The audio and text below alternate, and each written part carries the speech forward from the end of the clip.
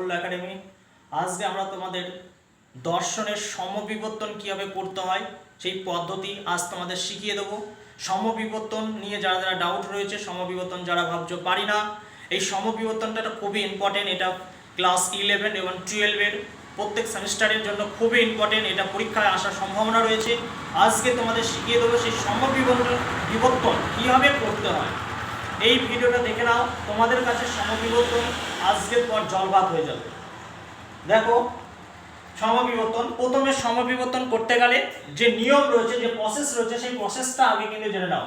প্রথমে কি দেওয়া থাকবে? একটা বাক্য থাকবে, বাক্যটাকে করবে বচন, বচনটাকে করবে বিবর্তন, বিবর্তন করবে আবর্তন, আবর্তন থেকে হবে কি বিবর্তন। এটা হচ্ছে কি সমবিবর্তনের প্রসেস মানে পদ্ধতি। তাহলে এই দেখো একটা বাক্য, এটা হচ্ছে বাক্য। বাক্য কি দেওয়া আছে দেখো, সব ফুল লাল নয়। তাহলে এটা হচ্ছে বাক্য। তাহলে বাক্য থেকে আমরা কি করব? বচন। তাহলে বচন আমরা এলএফ দিলাম, এলএফ দিয়ে বচন করলাম। তাহলে এই পর্যন্ত তোমরা সকলেই জানো যে বাক্য থেকে বচন করতে হয়, এটা আশা করি তোমরা সকলেই জানো। তাহলে এখানে আমরা বচনটা করলাম। বচন কি দিয়েছে দেখো, কোনো কোনো ফুল নয় লাল। তাহলে এটা আমরা বচন করলাম। এই বচন থেকে করতে হবে কি বিবর্তন। তাহলে বিবর্তন ও, তাহলে ও এর বিবর্তন কি আছে? ও থেকে কি হচ্ছে? আয়। তাহলে আমরা কি দেবো? আয়। তাহলে কোনো কোনো ফুল হয় অলাল, কারণ বিবর্তনের ক্ষেত্রে বিধিও পদে অযোগ হয়, বিধিওর ক্ষেত্রে অযোগ হয়। তাহলে এখানে কি বললাম? অযোগ করলাম।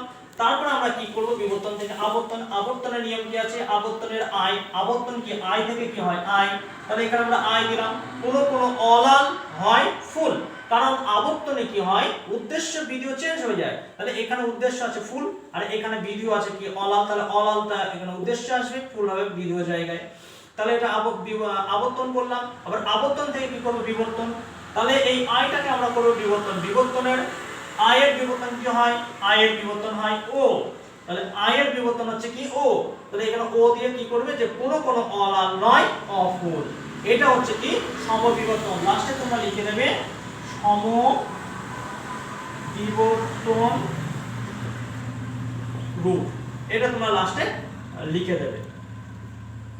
হয়েছে? তোমরা করে নাও। এই সমবিবর্তনটা খুবই ইম্পর্টেন্ট, পরীক্ষা আসার সম্ভাবনা রয়েছে।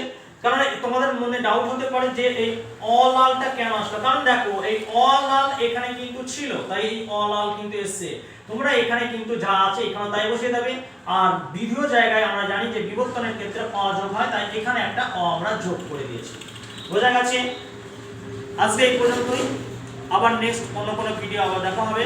চ্যানেলে নতুন হলে চ্যানেলটি সাবস্ক্রাইব করে পাশে থাকা বেল আইকনটি প্রেস করে রেখো। আর ভিডিওটি ভালো লাগলে অবশ্যই একটি লাইক করো।